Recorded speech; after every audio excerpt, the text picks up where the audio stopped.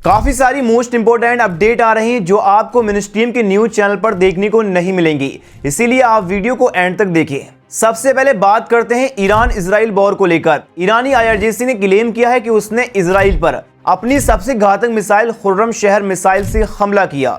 Reference के लिए आपकी स्क्रीन पर न्यूज का आर्टिकल है।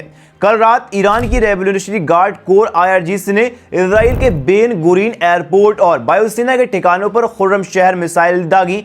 ये मिसाइलें 1 टन विस्फोट से लैस हैं और सीधे तेल अवीव की तरफ गईं। IRGC का दावा है ये मिसाइलें इजराइल की एयर डिफेंस को चकमा देकर अंदर घुस गईं। ये हमला ईरान इजराइल जंग का नया चैप्टर है। मार्च 2026 में अब तक 7 बार मिसाइलों से हमले हो चुके हैं। इजराइल ने जवाबी कार्रवाई की, लेकिन ईरान कह रहा है कि उनकी मिसाइलें सटीक निशाना लगाती हैं। सोचिए, एक मिसाइल ही कितनी तबाही मचा सकती है। रेफरेंस के लिए वीडियो स्क्रीनशॉट आप देख सकते हैं।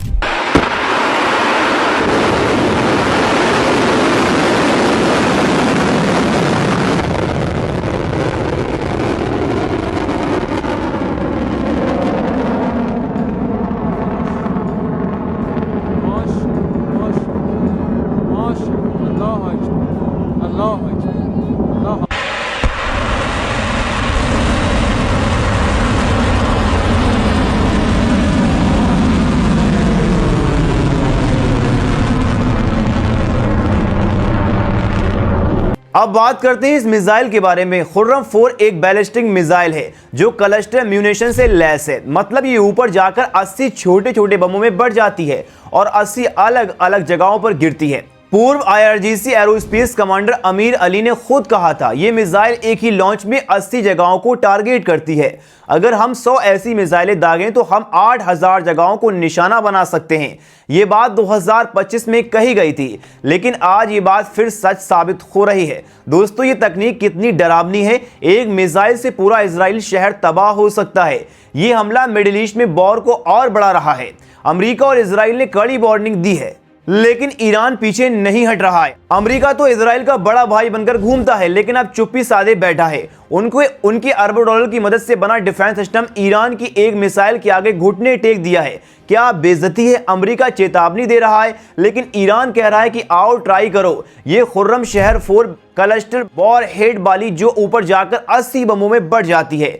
इजराइल और अमेरिका की मिलिट्री अब डर के मारे कांप रही है। सोचो, उनके सुपर हीरो अब हीरो से जीरो बन गए हैं। ये हमला दिखाता है कि ईरान की ताकत से इजराइल अमेरिका की सारी हेकड़ी निकल गई है। क्या जंग और बढ़ेगी? अपनी राय कमेंट में जरूर बताएं। नेक्स्ट अपडेट आ रही है इंडिया को लेकर। ईरानी foreign minister Seyed Abbas Araghchi ने यूएस पर बहुत हैवी एलिगेशन लगाए हैं। उन्होंने कहा है कि यूएस ने एक वॉर क्राइम कमिट किया है। कुछ दिनों पहले ईरानी वॉरशिप IRIC देना भारत आया था। इंडियन नेवी ने इनवाइट किया था मिलन 2026 नोबल एक्सरसाइज के लिए। बोट ट्रेनिंग और ज्वाइंट ड्रिल्स के लिए गया था। अरागची के मुताबिक ये शिप भारत का मेहमान था। ऑन बोर्ड कोई हैवी वेपन्स नहीं थे, सिर्फ ट्रेनिंग ऑफिसर और सोल्जर थे। ऑलमोस्ट 130 क्रू मेंबर थे। शिप भारत से रिटर्न हो रहा था। इंटरनेशनल वाटर्स में इंडियन ओशियन क्रॉसिंग करते हुए श्रीलंका के कोस्ट के पास सडनली यूएस सबमरीन ने अटैक किया। शिप सिंक हो गया। रिपोर्ट्स के मुताबिक 87 ईरानी सोल्जर्स मारे गए, कुछ रेस्क्यू हुए हैं। यूएस डिफेंस सिक्योरिटी ने कंफर्म किया। ये फर्स्ट टाइम है WWI के बाद जब यूएस ने ईरानी शिप को सिंक किया है। अब ईरानी फॉरेन मिनिस्टर अब्बास अरागची ने स्टेटमेंट जारी किया है। रेफरेंस के लिए ये न्यूज का आर्टिकल देखो। पहले नंबर पर कहा गया है कि ईरान का शिप भारत के इनविटेशन पर गया था। It was a guest of India navy.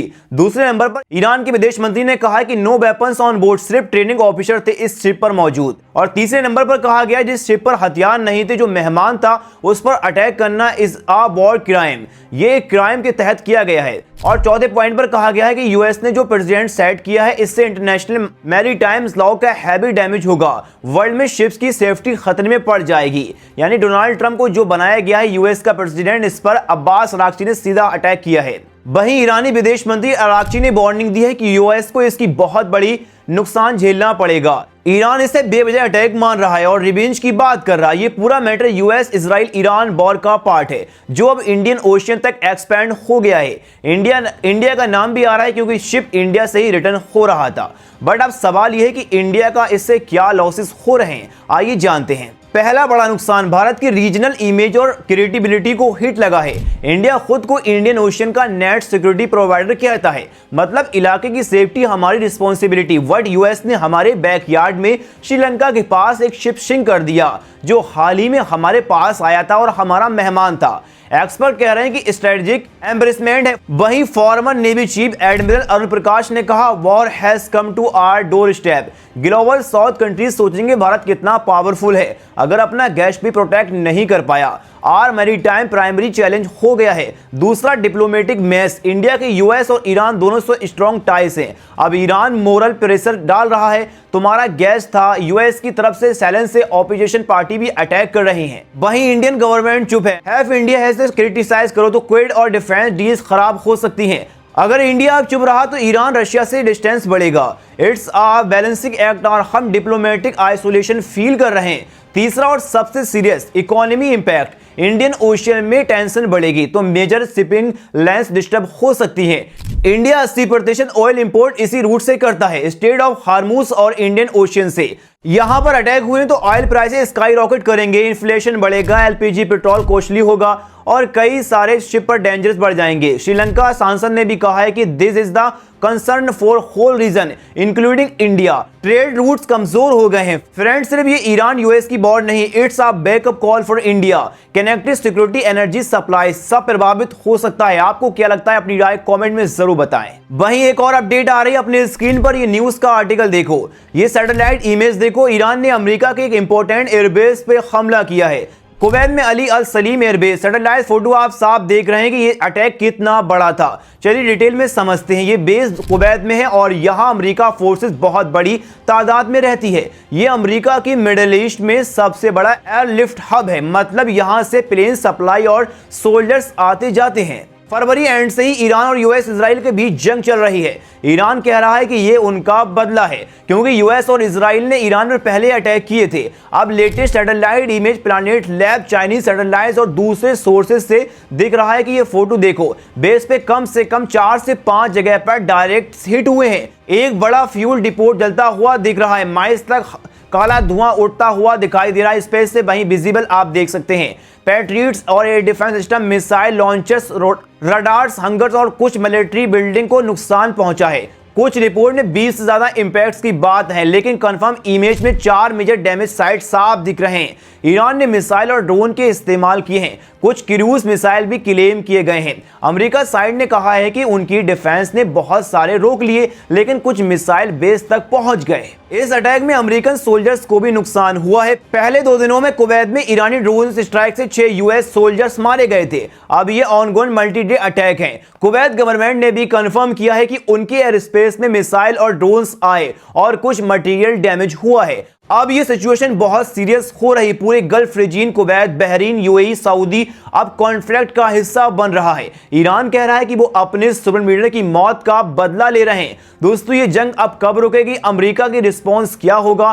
Comment में जरूर बताएं। वहीं एक और अपडेट आ रही, रेफरेंस के लिए न्यूज का आर्टिकल देखो। यूक्रेन के राष्ट्रपति व्लादिमीर ज़ेलेंस्की ने अभी एक बहुत बड़ा खुलासा किया है।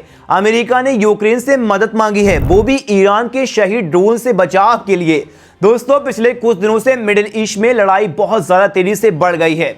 ईरान ने अपने शहीद ड्रोन्स का इस्तेमाल करके अमेरिका और इजराइल गल्फ देशों पर अटैक किए हैं। ये ड्रोन सस्ते होते हैं लेकिन बहुत खतरनाक, कम कीमत में बड़े नुकसान पहुंचा सकते हैं। इन ड्रोन्स को रोकना बहुत मुश्किल काम है, लेकिन किसे सबसे ज्यादा एक्सपीरियंस है इन शहीद ड्रोन्स को नीचे गिराने का, आइए हम जानते हैं, वो है यूक्रेन। क्योंकि रूस पिछले 4 सालों से यूक्रेन पर इसी तरह के ईरानी शहीद ड्रोन से हमले कर रहा है। यूक्रेन ने इस ड्रोन को रोकने के लिए नई तकनीकें, इंटरसेप्टर ड्रोन, स्पेशल सिस्टम और कई एक्सपर्ट तैयार किए हैं। उन्हें रियल वॉर में टेस्ट कर चुका है। अब ज़ेलेंस्की ने कहा है, हमें अमेरिका से रिक्वेस्ट मिली है कि मिडिल ईस्ट में शहीद ड्रोन से बचाव के लिए मदद करे। उन्होंने ऑर्डर दिया है कि यूक्रेन के स्पेशलिस्ट और जरूरी इक्विपमेंट भेजे जाएं, लेकिन एक शर्त के साथ, ये मदद यूक्रेन की अपनी डिफेंस को कमजोर नहीं करेगी।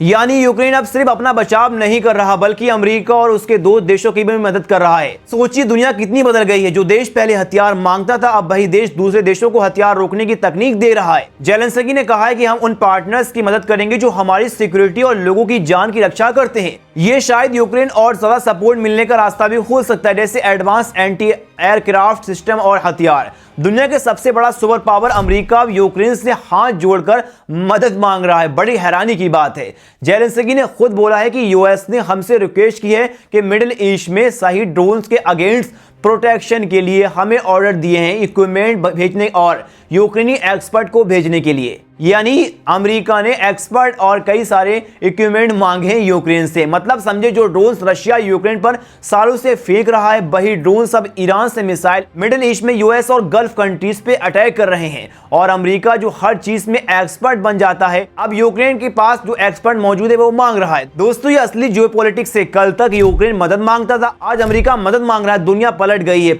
आपको क्या लगता है, ये अमेरिका की बेइज्जती है या स्ट्रेटजी? अपनी राय कमेंट में जरूर बताएं।